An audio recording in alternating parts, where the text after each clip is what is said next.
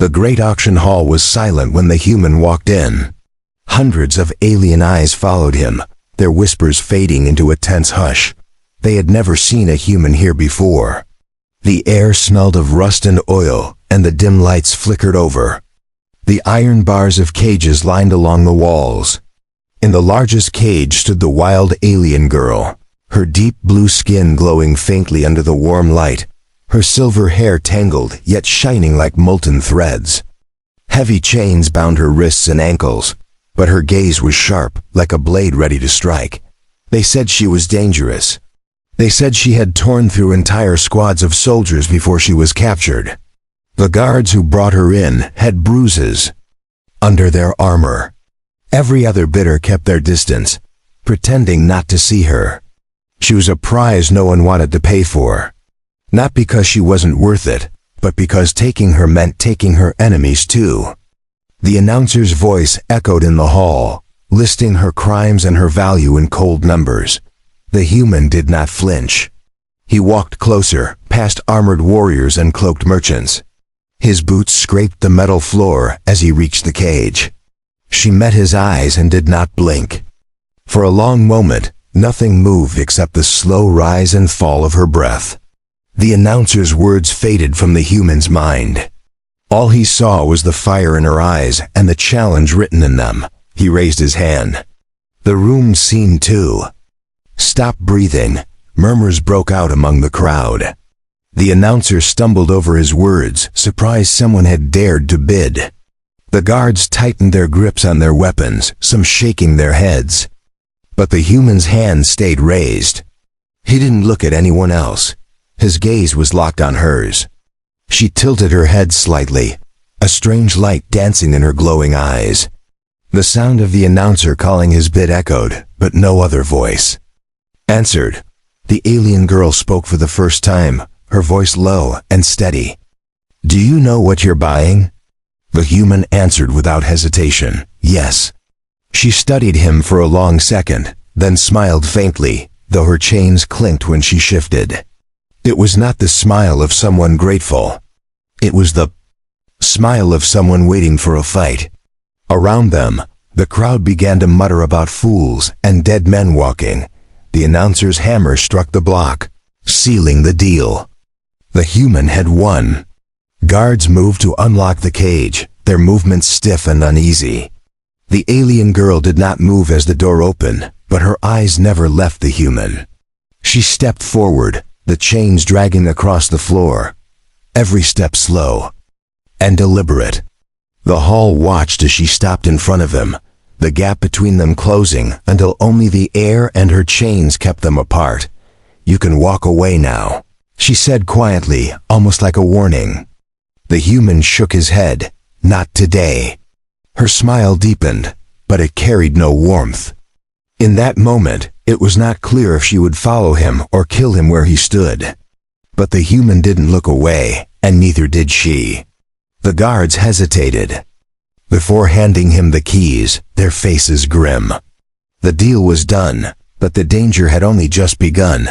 The human stepped back to let her out of the cage, but she did not move quickly. Every chain on her body rattled as she stepped into the open hall, and the guards watching tightened their stances. Her glowing eyes scanned every corner of the room, as if measuring each exit and each threat. She moved like a predator who had been locked away too long. Even without her freedom, she carried an air that made soldiers uneasy.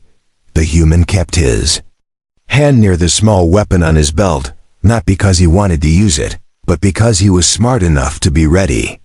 He had no idea how fast she could strike, but the stories he had overheard on the way here painted her as something more than just dangerous. They said she was born in the middle of a war and raised on a battlefield. They said her first kill was before she could speak. He didn't know what was true, but he knew none of it made her weaker. The announcer shouted for the next item to be brought forward, eager to distract the crowd. The noise in the hall rose again, but many still watched. The human and the alien girl. They wanted to see if she would follow him or if she would tear his throat out before they reached the door. Her hands were still bound, Yet she looked at him as if the chains were only decoration. The human nodded toward the exit. She tilted her head but walked beside him. As they stepped into the corridor outside the auction hall, the air was cooler. But the tension grew thicker. Guards followed them at a distance. Some looked ready to intervene at the first sign of trouble. The human ignored them. He knew that any sign of fear would make him look weak in her eyes. She walked silently, her bare feet making soft sounds on the metal floor. Even without words, the pressure of her presence pressed against him like a weight. At the end of the corridor, the guards stopped and handed him a small device. It was the key to unlock her chains. "Do this outside," one of them said, his voice flat. "If you value your life." The human took it without replying. She glanced at the key but said nothing. As they stepped into the open docking bay, the light from the twin suns fell over her skin, making it shine like living metal. Ships hummed in the background, but the space around them felt strangely quiet. The human led her toward his ship, a small, scarred vessel that had seen too many fights. She looked at it, and then at him. "You're not a traitor," she said. He shook his head. "No." She studied his face as if searching for lies. "Then why did you claim me?" He kept walking. "Because I needed someone like you." Her eyes narrowed. "You don't know me." He stopped, meeting her gaze. "Not yet." She said nothing, but the corner of her mouth twitched. When they reached the ship, he unlocked the main ramp and gestured for her to enter. She didn't move. "You can free me now," she said. He nodded and stepped closer. The chains were heavy and cold in his hands as he worked the key into the locks. One by one, they fell away, hitting the floor with sharp metallic clinks. She didn't stretch or rub her wrists. She only stood there, watching him, as if weighing what to do with her freedom. The moment the last chain dropped, she stepped past him into the ship. He followed, sealing the ramp behind them. Inside, the dim light of the cockpit cast shadows over her face. She sat in the co-pilot's seat without being asked. "Where are we going?" she asked. He started the engines, the low hum filling. "The air, somewhere you're needed," he said. She leaned back in the seat, her eyes still on him. "And if I don't want to go?" He looked at her, his voice steady. "Then you can leave when the job is done." The ship lifted off the docking bay floor, leaving the golden light of the twin suns behind. The engines rumbled like distant thunder, carrying them into the cold black of space. The alien girl sat without speaking, her glowing eyes fixed on the stars beyond the glass. The human kept his focus on the controls, feeling her presence like a shadow beside him. She was free of chains, but the tension between them was still unbroken. Minutes passed before she finally spoke. "Where are we going?" He didn't answer right away. Instead, he adjusted the ship's course and checked the navigation screen. "To a system that doesn't welcome outsiders," he said at last. Her gaze shifted to him. "Then why take me there?" He glanced at her, his face unreadable. "Because they won't expect me to have you with me." She tilted her head, studying his tone more than his words. She leaned back in the seat, crossing her arms. "If you think I will fight for you, you are wrong." He didn't look away from the flight path. "I'm not asking you to fight for me. I'm asking you to fight with me." She let out a sharp breath, almost a laugh, but her eyes did not soften. "You don't even know if I will kill you in your sleep." His hand stayed steady on the controls. "If you wanted to, you would have done it by now." The hum of the ship filled the silence that followed. Outside, the stars stretched into lines as they entered faster than light travel.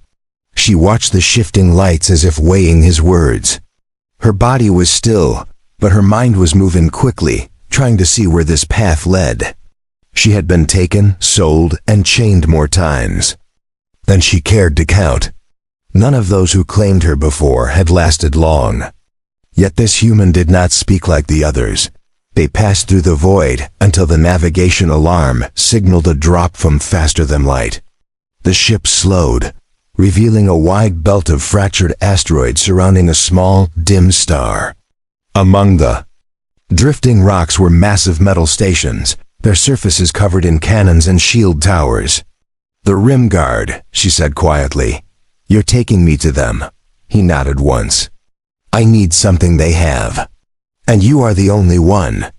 Who can get me close enough?" Her eyes narrowed, suspicion sharpening in her voice. "What makes you think they won't kill me on sight?" He met her gaze for a moment. "Because they fear you more than they hate you." The docking signal pulsed through the cockpit. He guided the ship toward one of the smaller stations, the metal walls looming ahead. She watched every movement of his hands on the controls, searching for a sign of hesitation. But he had none. The station swallowed their ship in shadow as the docking clamps engaged. "Remember," he said, "we go in together. No sudden moves unless I say so." She smirked faintly. "You think you can give me orders?" He didn't. "Blink. Until we leave, yes." The ramp lowered with a hiss, releasing a wave of cold, recycled air. They stepped out into a narrow docking tunnel lined with armed guards in dark armor. Every visor turned toward the alien girl, their grips tightening on their weapons. She walked without slowing, her head held high, as if daring them to act. The human stayed at her side, his steps matching hers. The guards did not speak, but their silence was heavy with threat. At the end of the tunnel, a wide metal door slid open to reveal the station's command chamber. A tall figure in heavier armor stood at the center, his helmet marked with crimson stripes. His voice was deep and mechanical. "You bring her here? Are you a fool, human?" The human's reply was calm. "I'm here to trade. She's part of the deal." The alien leader's gaze shifted to the girl, then back to the human. "You think you can bargain with her life?" The girl stepped forward before the human could answer. "No, he can't, but I can bargain with yours." Asterisk. The alien leader's helmet tilted slightly as he studied the girl. Around the chamber, his guards shifted uneasily. The girl's voice had cut through the air like a blade, sharp and sure. She did not lower her eyes, nor did she flinch under his stare. The human stayed silent, letting her take the lead. The leader's mechanical voice echoed again. "You are bold for one who has been caged." Her lips curved into a small, cold smile. "A cage does not make the predator forget how to hunt." The leader stepped down from the raised platform, his heavy boots striking the metal floor with slow, deliberate force. The sound carried in the chamber, each step ringing in the tense air. He stopped a few feet away from her. "You know what your name means here," he said. She nodded once. "It means you lost men trying to kill me." The guards stiffened at her words. The human's gaze stayed on the leader, watching for the smallest sign of a move. The leader's hands remained at his sides, but the air between them felt like it could snap. "You walk in here with a human," the leader said, his voice low but heavy. "Do you think this changes anything?" She took a step forward, close enough to see her reflection in his visor. "Yes, it changes. Everything." The human shifted slightly to match her movement, ready if the situation turned violent. The leader's head tilted again, his silence stretching before he turned toward the human. "What do you want for bringing her here?"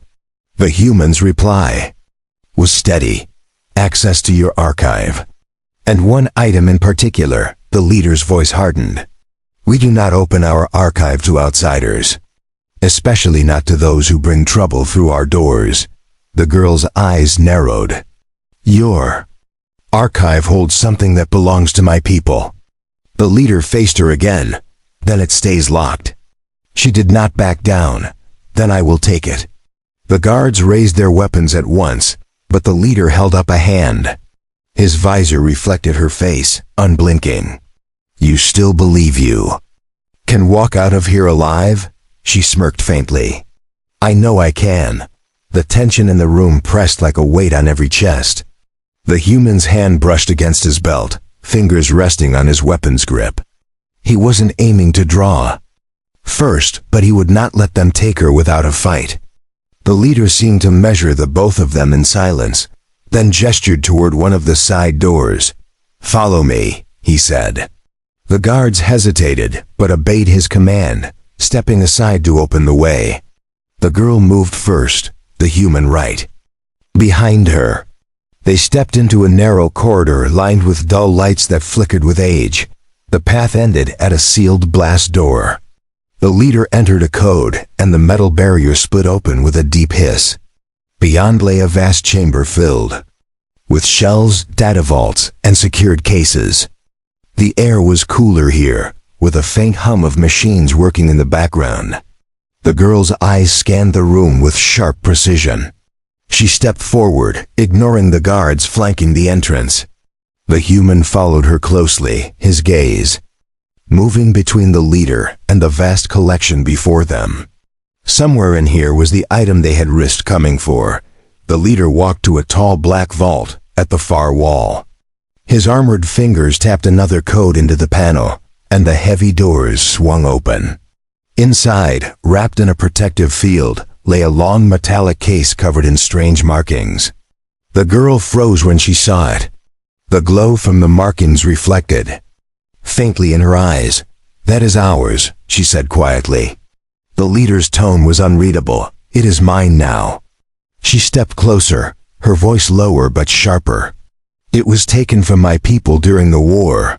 You kept it because you feared what it could do." The human watched her hands, noting the tension in her fingers. He knew she was close to taking it by force. The leader moved his head slightly, as if expecting her to strike. "You think you can take it from me?" he asked. She did not blink. "Yes." The air grew still, the hum of the machine seeming louder. The leader looked at the human. "If she tries, she dies. You both die." The human's voice was calm but firm. "Then maybe you should hear the rest of our offer before deciding who dies today."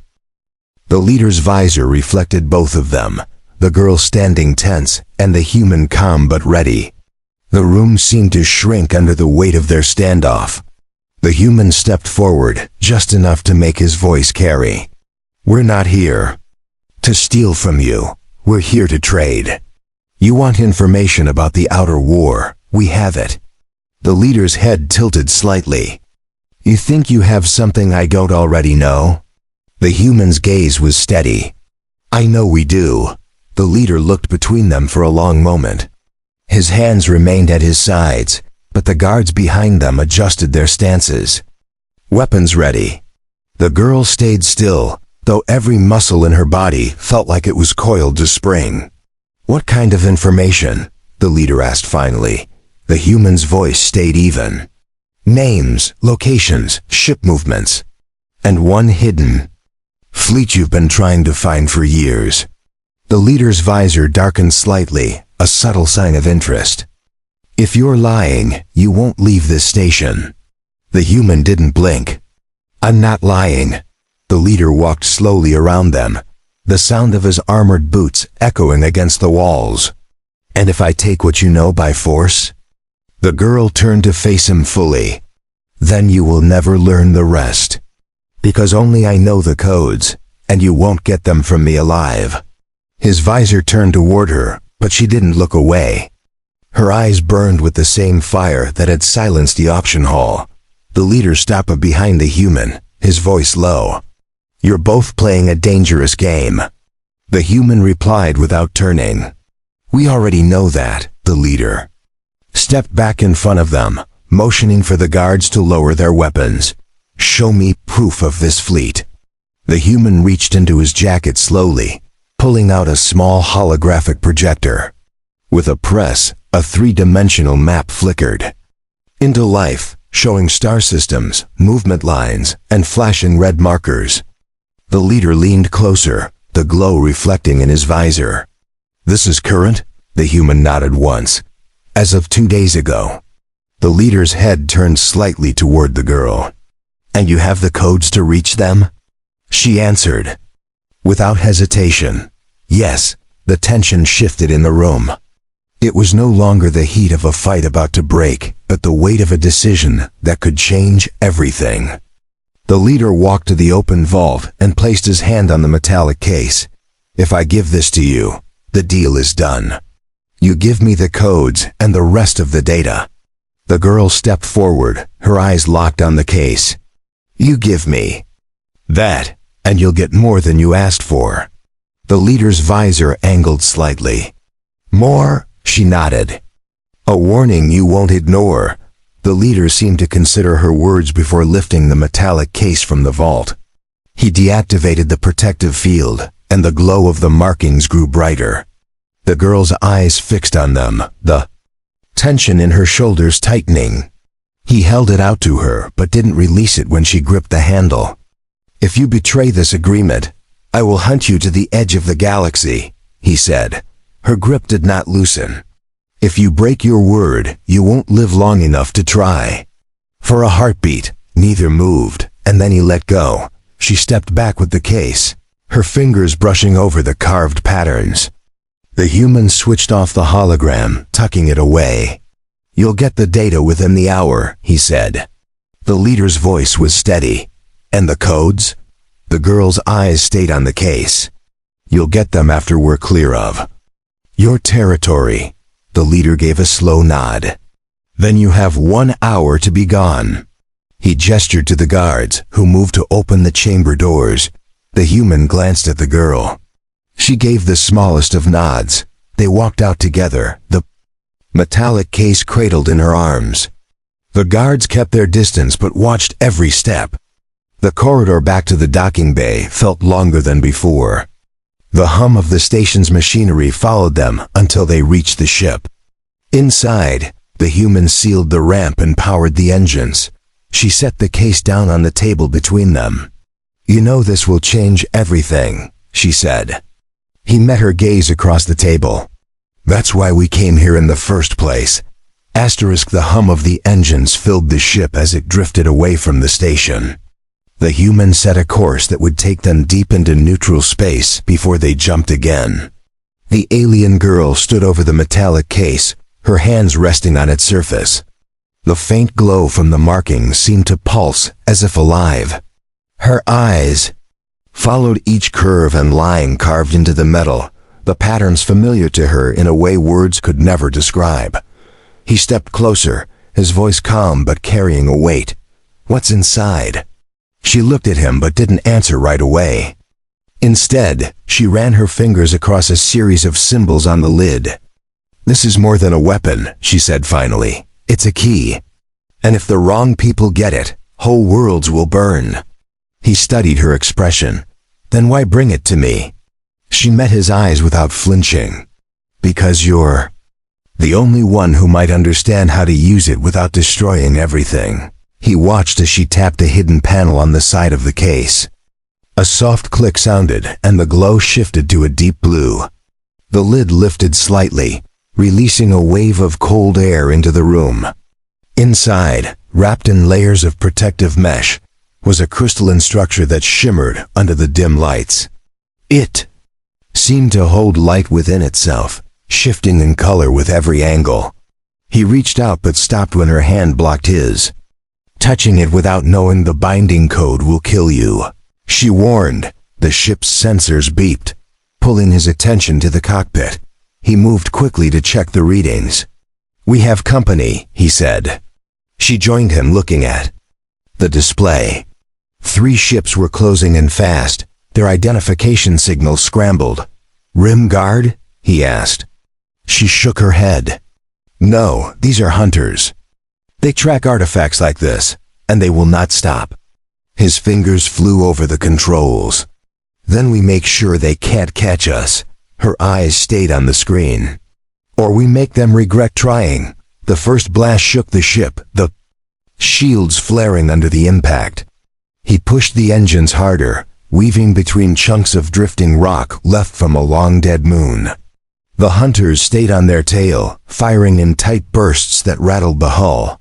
She strapped herself into the co-pilot's seat, scanning for weaknesses in their formation. "Their leader is in the center ship," she said. He gave a quick nod. Then we break the wings first. Her hands gripped the targeting controls. I can handle that. The ship's guns roared, bright flashes cutting across the darkness. The first hunter ship veered away, smoke and sparks trailing behind it. The second kept pressing forward, trying to force them into a trap. She locked onto it and fired again, the blast tearing through its engine. 2 down, she said. He glanced at the remaining ship.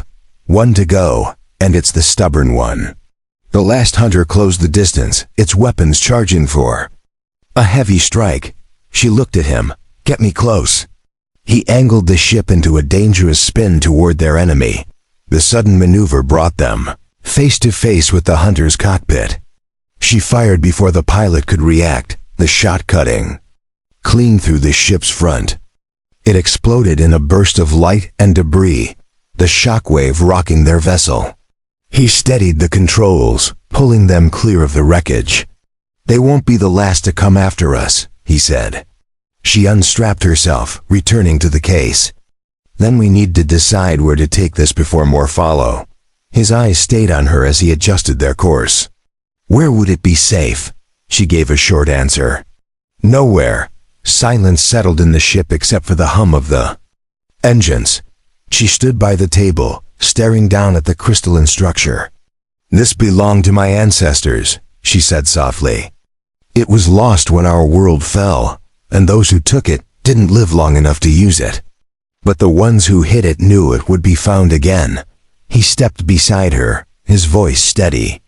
And now it's here with us. She looked up. At him, her gaze unshaken. Which means our enemies will move faster than ever. The human adjusted the ship's course toward a distant cluster of faint stars. His hands moved quickly over the controls, setting a path that avoided the main travel lanes. The alien girl stood near the table, the crystalline artifact still, glowing faintly in its protective case. She traced the markings with her fingers, her expression unreadable. The hum of the engines was steady, but there was a heaviness in the air neither of them tried to break. Finally, she spoke without looking at him. There is one place it might be safe. He glanced at her. Where? She raised her eyes to meet his, the ruined gate. His brow furrowed. That's a dead system. Nothing lives there. Her voice was calm. Exactly. No one will look for it there. But to reach it, we will have to cross the red sector. His jaw tightened. Which means dealing with the raiders who own it. She gave a single nod. He leaned back in his seat, thinking through the risks. The red sector doesn't negotiate. She tilted her head slightly. They will with me. His eyes narrowed. You have history with them. Her lips curved. Faintly, but there was no warmth in it.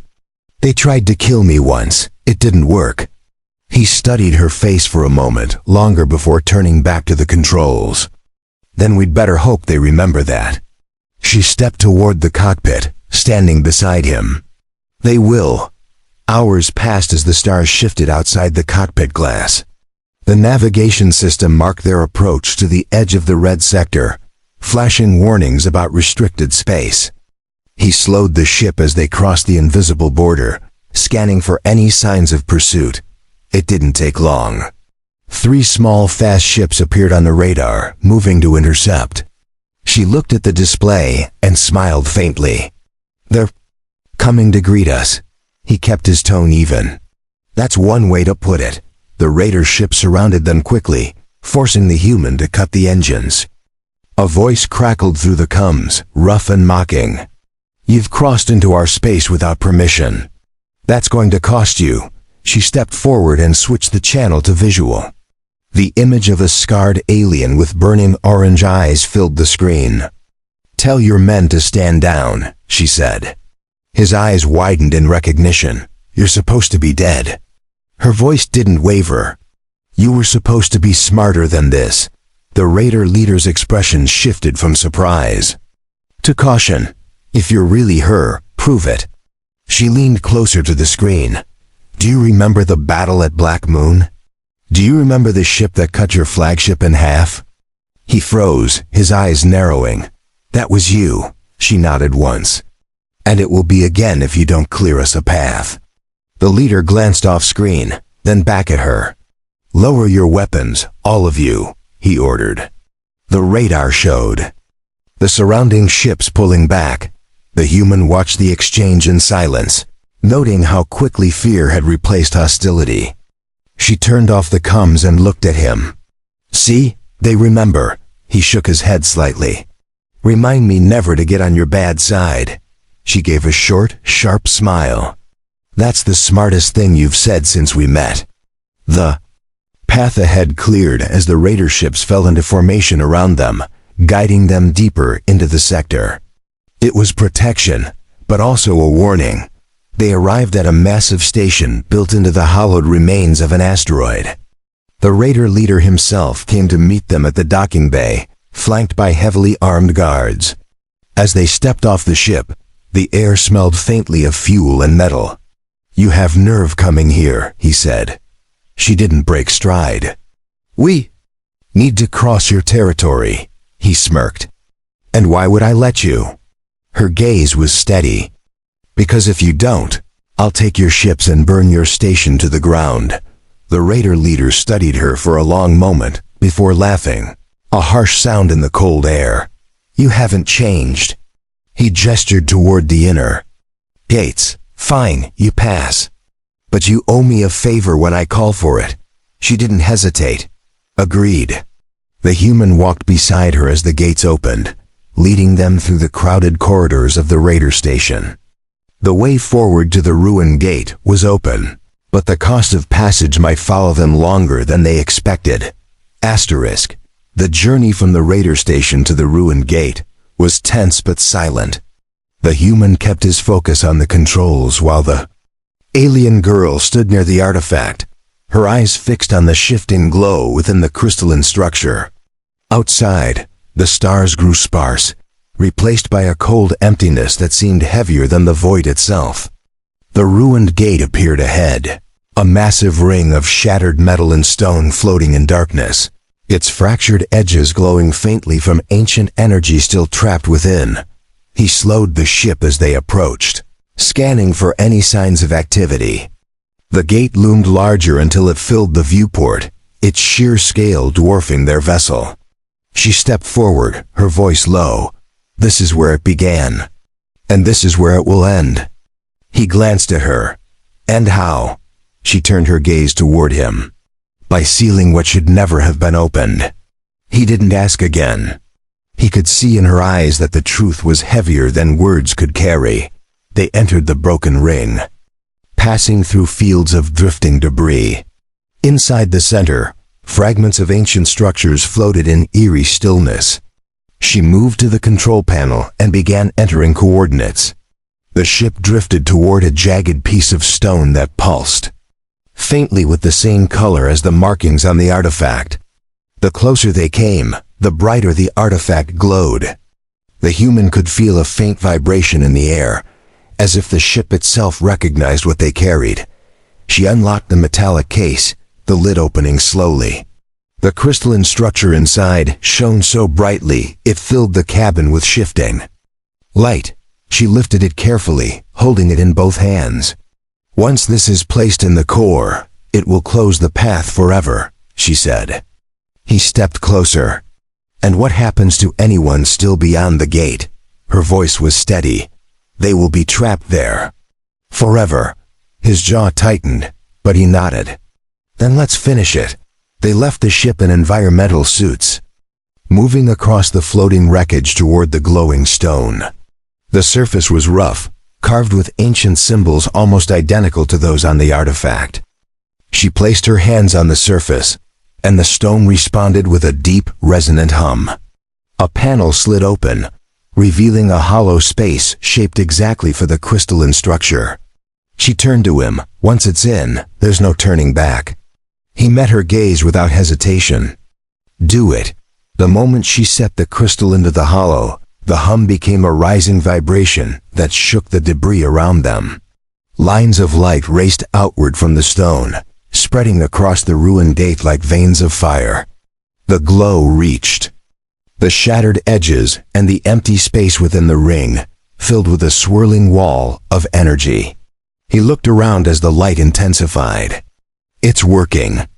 She didn't answer, her focus locked on the artifact as it bonded with the gate's ancient systems. Suddenly, a warning flashed across their suit displays. Ships were entering the area at high speed. The human turned to see several hunter vessels emerging from the void, weapons armed. "They followed us," he said. She stepped in front of the stone, her stance defiant. "They won't get past me." He raised his weapon. "You're not fighting them alone." The hunters opened fire, but the energy from the gate rippled outward, bending their shots away. "The sealing has begun," she called over the comms. "They can't stop it now." One of the hunter ships tried to force its way through the gate, but the energy barrier flared and ripped it apart in a burst of light. The others pulled back, realizing they were too late. The vibration reached a peak, and then a final pulse of light surged through the ring. When it faded, the glow dimmed, and the space within the gate was solid and still. The path was gone. She placed a hand on the stone, her voice quiet. "It's done." He stepped beside her. "Then we've won." They returned to the ship in silence, the artifact now fused into the ruined gate's heart. As the engines carried them away, he looked back at the ring one last time. She sat in the co-pilot's seat, her gaze fixed ahead. "You know this won't end the war," he said. She nodded once. "But it will give us time." He leaned back, feeling the weight of their choice settle over him. "Then let's use it well."